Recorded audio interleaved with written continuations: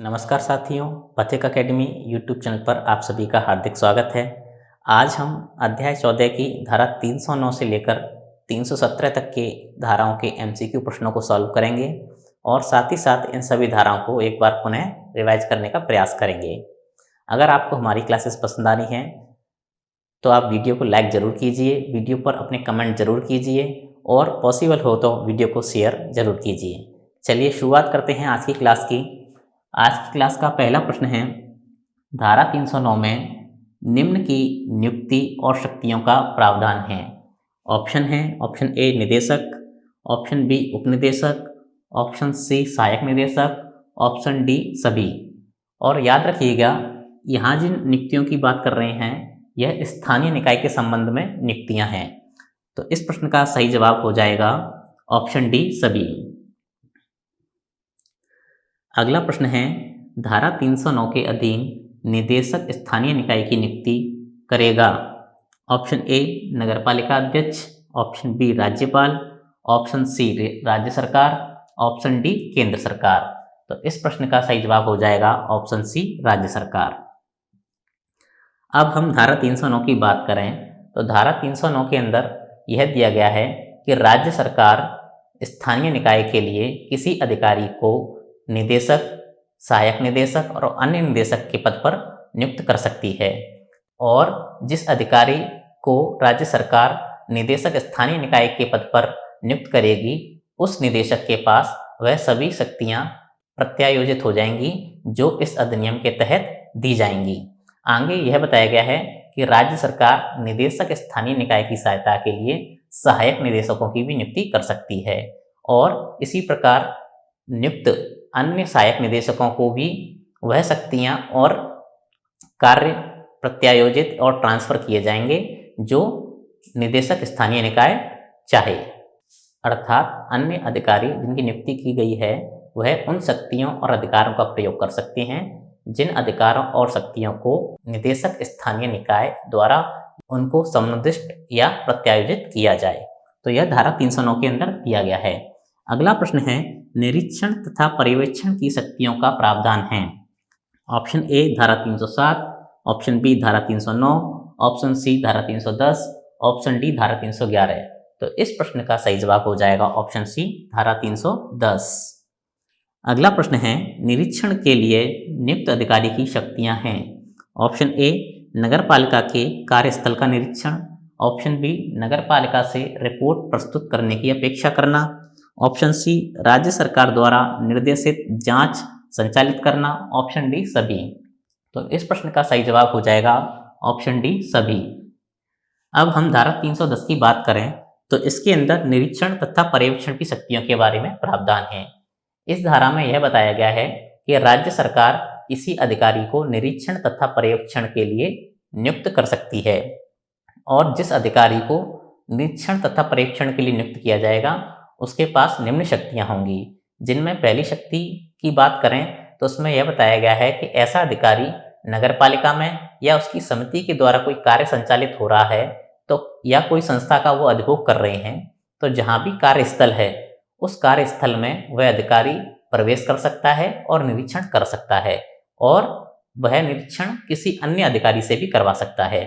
आगे हम इस धारा में बात करें तो दूसरा पॉइंट यह दिया गया है कि नगरपालिका की या उसकी समितियों की जो भी कार्यवाही है और उनके जो परिणाम निकल के आते हैं उनके ऊपर और नगरपालिका के जो भी दस्तावेज हैं, रिपोर्ट हैं और अन्य विवरण हैं उनको निरीक्षण और पर्यवेक्षण करने वाला अधिकारी उनको दिखाने की अपेक्षा नगरपालिका से कर सकता है।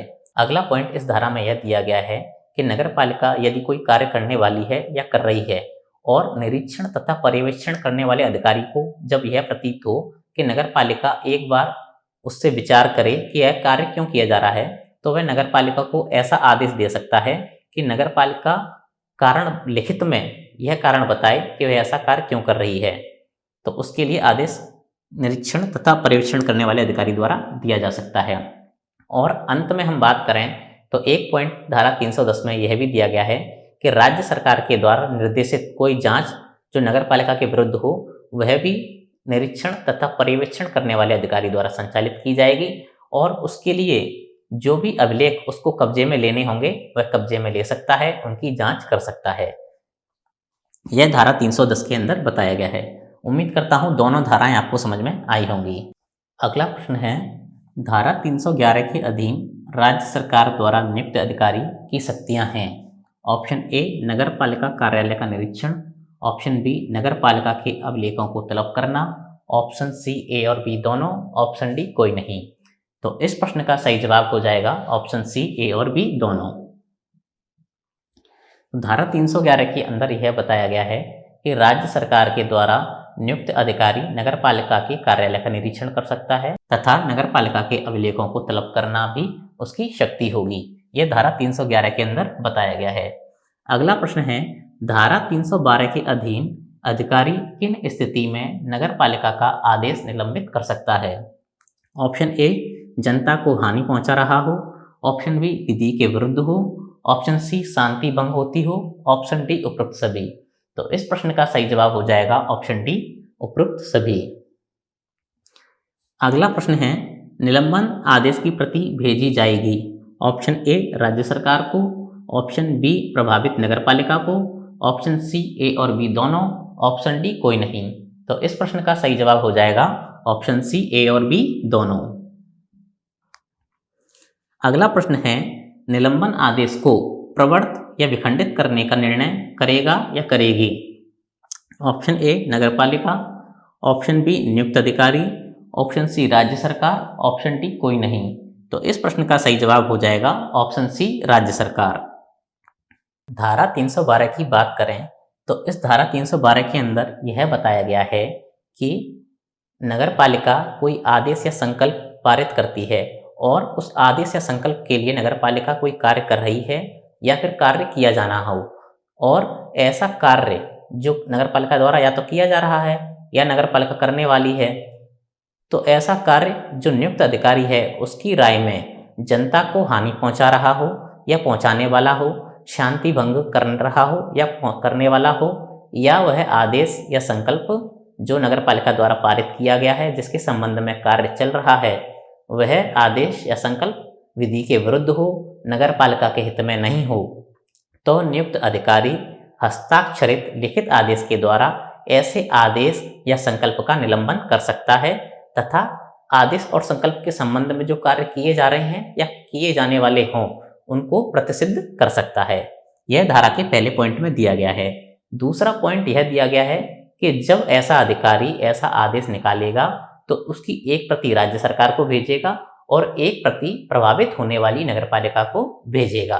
और तीसरा पॉइंट यह है कि इस आदेश के संबंध में राज्य सरकार का निर्णय अंतिम होगा, अर्थात यह राज्य के विवेक के अधीन है। राज्य सरकार चाहे तो इस आदेश को विखंडित कर सकती है, अर्थात समाप्त कर सकती है, और यदि राज्य सरकार चाहे तो इसमें उपांतरण करके या बिना उपांतरण के इस आदेश को प्रवर्त कर सकती है। आगे इस धारा का चौथा पॉइंट यह दिया गया है कि जब राज्य सरकार इस आदेश के ऊपर निर्णय लेने वाली होगी उससे पहले नगरपालिका को एक युक्त अवसर दिया जाएगा कि वह आदेश में विरुद्ध हेतु को दर्शित कर ले, अर्थात जो भी उस आदेश में कारण बताया गया है जिसके कारण नगरपालिका के आदेश का निलंबन हुआ है उस कारण को देख ले, ऐसा अवसर नगरपालिका को दिया जाएगा पहले, उसके बाद ही राज्य सरकार उस आदेश पर निर्णय लेगी। तो यह धारा 312 के अंदर बताया गया है। उम्मीद करता हूं यह आपको समझ में आया होगा। अगर वीडियो आपको पसंद आ रही है तो वीडियो को लाइक जरूर करें और कमेंट जरूर करें आप। अगला प्रश्न है, आपात की दशा में असाधारण शक्तियों का प्रावधान है। ऑप्शन ए, धारा 310। ऑप्शन बी, धारा 312। ऑप्शन सी, धारा 313। ऑप्शन डी, धारा 314। तो इस प्रश्न का सही जवाब हो जाएगा ऑप्शन सी, धारा 313। अगला प्रश्न है, धारा 313 के अधीन आपात की दशा में कार्य निष्पादन नगरपालिका को कौन सौंपेगा। ऑप्शन ए, नगरपालिका अध्यक्ष। ऑप्शन बी, मुख्य नगरपालिका अधिकारी। ऑप्शन सी, जिला मजिस्ट्रेट। ऑप्शन डी, कोई नहीं। तो इस प्रश्न का सही जवाब हो जाएगा ऑप्शन सी, जिला मजिस्ट्रेट। अगला प्रश्न है, जिला मजिस्ट्रेट के निर्देश पर नगरपालिका द्वारा किए गए संकर्मों की व्यय का संदाय किसके द्वारा किया जाएगा। ऑप्शन ए, नगरपालिका द्वारा। ऑप्शन बी, जिला मजिस्ट्रेट द्वारा। ऑप्शन सी राज्य सरकार द्वारा, ऑप्शन डी कोई नहीं। तो इस प्रश्न का सही जवाब होगा ऑप्शन ए नगरपालिका द्वारा। अब हम धारा 313 की बात करें तो इसके अंदर यह बताया गया है कि जब भी कभी आपात का समय आएगा तो ऐसे समय अतिरिक्त कर्मचारियों की आवश्यकता पड़ती है और अतिरिक्त कार्यभार आ जाता है। तो ऐसी स्थिति में जिला मजिस्ट्रेट नगरपालिका को निर्देश दे सकता है कि वह आपात के समय में कार्यों को करे, जो भी कार्य जनता की सुरक्षा और स्वास्थ्य के लिए आवश्यक हों, तो वह कार्य नगरपालिका के द्वारा किए जाएंगे और नगरपालिका इस प्रकार के कार्यों को करने के लिए अतिरिक्त व्यक्तियों की नियुक्ति भी कर सकती है या अस्थायी तौर पर उनको लगा सकती है। आगे इस धारा में बताया गया है कि नगरपालिका के द्वारा जिन कार्यों को किया गया है उन पर जो भी खर्चा आया है उस सब का भुगतान नगरपालिका के द्वारा किया जाएगा। और आगे इस धारा में यह भी बताया गया है कि यदि ऐसे कार्यों का भुगतान नगरपालिका के द्वारा नहीं किया जाता है या व्यक्तियों का पारिश्रमिक नहीं दिया जाता है तो फिर जिला मजिस्ट्रेट ऐसे व्यक्ति को निर्देश दे सकेगा जिसकी अभिरक्षा में नगरपालिका का धन है, तो उस व्यक्ति को निर्देश देगा कि वह तुरंत प्रभाव से व्यक्तियों के पारिश्रमिक का भुगतान करे तथा जो भी खर्चा आया है उसका संदाय करे। और ऐसा निर्देश उस व्यक्ति के लिए आबद्ध होगा, अर्थात उसका पालन करना आवश्यक होगा। तो यह धारा 313 के अंदर दिया गया है। अगला प्रश्न है धारा 314 के अधीन आपात समय में राज्य सरकार द्वारा कर्मचारियों के लिए अध्यापेक्षा का अनुपालन किसके द्वारा किया जाएगा? ऑप्शन ए जिला मजिस्ट्रेट, ऑप्शन बी नगरपालिका, ऑप्शन सी ए और बी दोनों, ऑप्शन डी कोई नहीं। तो इस प्रश्न का सही जवाब हो जाएगा ऑप्शन बी जिला मजिस्ट्रेट, ऑप्शन बी नगरपालिका। अब हम धारा 314 की बात करें तो इसमें यह बताया गया है कि जब भी कोई आपात का समय आता है, जैसे मान लीजिए अकाल या बाढ़ की स्थिति आ जाए या कोई खतरनाक रोग फैल जाए या फिर नगरपालिका क्षेत्र में कोई मेला या त्यौहार हो, जब भीड़ एकत्रित हो रही हो, तो ऐसी स्थिति में अतिरिक्त कर्मचारियों की आवश्यकता पड़ती है। तो राज्य सरकार द्वारा अध्यापेक्षा अर्थात मांग करने पर नगरपालिका अतिरिक्त कर्मचारियों को उपलब्ध करवाएगी। यह कर्मचारी चिकित्सा विभाग से, टीका, स्वास्थ्य, स्वच्छता विभाग से, वैद्य, हकीम, सार्वजनिक निर्माण विभाग में लगे हुए कर्मचारी इत्यादि को उपलब्ध कराया जाएगा और इन सभी कर्मचारियों को जो भी आवश्यक उचित प्रभार होंगे जो राज्य सरकार के द्वारा विनिश्चित किए जाएंगे वह नगरपालिका के द्वारा भुगतान किए जाएंगे। आपने देखा भी होगा कि जब भी किसी कर्मचारी की अन्य किसी कार्य में ड्यूटी लगती है तो उनको अलग से पारिश्रमिक दिया जाता है। उदाहरण के तौर पर हम समझें तो जिन टीचरों की, शिक्षकों की ड्यूटी इलेक्शन के लिए आती है या पल्स पोलियो की दवा पिलाने के लिए या जनगणना के लिए आती है तो उन्हें इस कार्य के लिए अतिरिक्त पारिश्रमिक दिया जाता है। तो इसी प्रकार नगरपालिका के द्वारा जो भी व्यक्ति नियुक्त किए जाएंगे या अधिकारी नियुक्त किए जाएंगे उन्हें राज्य सरकार द्वारा विनिश्चित उचित प्रभार भी नगरपालिका के द्वारा दिए जाएंगे। अगला प्रश्न है धारा 315 के अधीन किन सार्वजनिक संकर्मों का निष्पादन राज्य सरकार या अभिकरण के द्वारा किया जाएगा? ऑप्शन ए जिनके लिए वृत्तिक कुशलता अपेक्षित हो, ऑप्शन बी जो नगरपालिका के प्रबंधनाधीन ना हो, ऑप्शन सी ए और बी दोनों, ऑप्शन डी कोई नहीं। इस प्रश्न का सही जवाब हो जाएगा ऑप्शन सी ए और बी दोनों। अब धारा 315 को समझिए। इसके अंदर बताया गया है कि वे सार्वजनिक संकर्म अर्थात वे पब्लिक वर्क जिनके लिए वृत्तिक कुशलता अर्थात प्रोफेशनल डिग्री स्किल की आवश्यकता हो और जिनका प्रबंध नगरपालिका के द्वारा नहीं किया जा रहा हो, उन कार्यों को या तो राज्य सरकार के द्वारा किया जाएगा या राज्य सरकार के द्वारा निर्दिष्ट किसी अभिकरण अर्थात एजेंसी के द्वारा किया जाएगा। और नगरपालिका के जो भी कार्य राज्य सरकार या किसी अभिकरण के द्वारा किए जा रहे हैं तो नगरपालिका उस कार्य के लिए राज्य सरकार को या उस अभिकरण को भुगतान करेगी। केवल उस स्थिति में भुगतान की छूट हो सकती है जब राज्य सरकार ने भुगतान माफ कर दिया हो। और अंतिम तीसरा पॉइंट इस धारा में यह दिया गया है कि यदि नगरपालिका उचित समय में इस प्रकार का भुगतान नहीं करती है तो राज्य सरकार उस व्यक्ति को आदेश देगी जिसकी अभिरक्षा में नगरपालिका निधि या नगरपालिका का धन है और उससे आदेश में कहेगी कि वह सभी कार्यों में प्रायोरिटी देते हुए सबसे पहले इस भुगतान को करे। तो ऐसा निर्देश राज्य सरकार दे सकती है। तो यह धारा 315 के अंदर बताया गया है। उम्मीद करता हूँ ये आपको समझ में आया होगा। अगला प्रश्न है राज्य सरकार द्वारा निष्पादित संकर्मों के संबंध में विशेष उपबंध का प्रावधान किस धारा में है? ऑप्शन ए धारा 315, ऑप्शन बी धारा 316, ऑप्शन सी धारा 317, ऑप्शन डी धारा 318।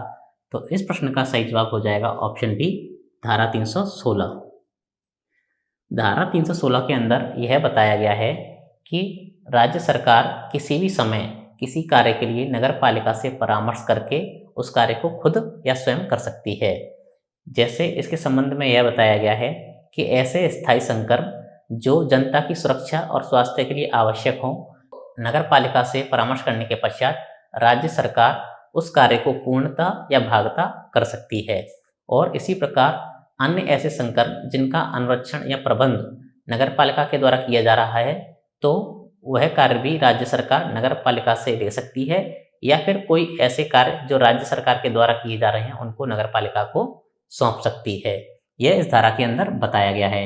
आगे इस धारा में यह पॉइंट भी बताया गया है कि जो कार्य राज्य सरकार के द्वारा किए जाएंगे उनका जो भी खर्चा होगा वह नगर पालिका निधि से भुगतान किया जाएगा। यदि नगर पालिका उचित समय पर भुगतान नहीं करती है तो राज्य सरकार आदेश देगी और उस व्यक्ति को आदेश दिया जाएगा जिसकी अभिरक्षा में नगर पालिका निधि है, और वह व्यक्ति तुरंत राज्य सरकार का भुगतान करेगा और राज्य सरकार के आदेश का पालन करने के लिए वह व्यक्ति आबद्ध होगा। यह धारा 316 के अंदर दिया गया है। अगला प्रश्न है, धारा 317 के अधीन नगर पालिका के मामलों में जांच का आदेश देगी। ऑप्शन ए राज्य सरकार, ऑप्शन बी नियुक्त प्राधिकारी, ऑप्शन सी राज्यपाल, ऑप्शन डी कोई नहीं। तो इस प्रश्न का सही जवाब हो जाएगा ऑप्शन ए राज्य सरकार। अगला प्रश्न है, धारा 377 के अधीन नगर पालिका के प्रशासन संबंधी मामलों की जांच करेगा।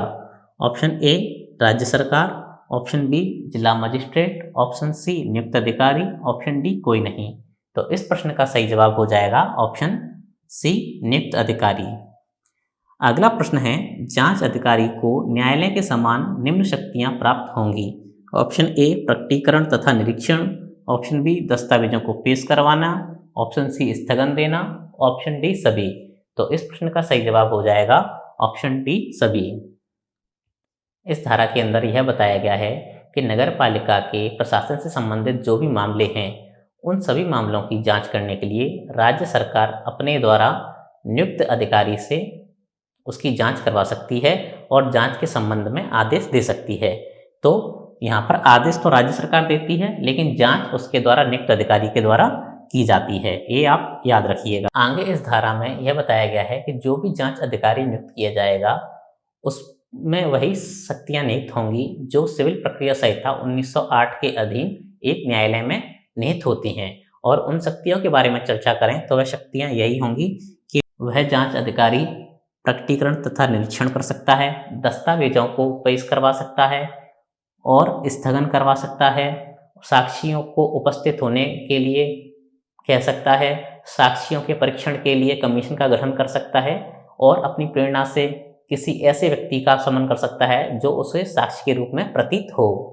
तो ये हमने धारा 317 के अंदर पढ़ा था। आगे हमने यह भी पढ़ा था कि यदि जांच अधिकारी किसी साक्ष्य को प्रस्तुत करने के लिए किसी व्यक्ति को बुलाता है तो उस व्यक्ति के द्वारा जो भी खर्चे उपगत किए जाएंगे उन खर्चों को भी जांच अधिकारी उस व्यक्ति को दिलवाएगा। आगे और अंतिम पॉइंट इस धारा में यह दिया गया है कि राज्य सरकार के यह विवेकाधीन रहेगा कि किसके द्वारा किसको और किस सीमा तक भुगतान किया जाना है, यह राज्य सरकार के द्वारा निर्णय लिया जाएगा। तथा आगे इस धारा में यह भी दिया गया है कि जो भी कार्रवाई होगी उसका संदाय या भुगतान कौन करेगा, वह राज्य सरकार निर्धारित करेगी और जो भी व्यय होगा उस पर 15% प्रतिवर्ष की दर से अधिक ब्याज नहीं लिया जाएगा और जो बकाया होगा उसको भू राजस्व की भांति वसूला जाएगा।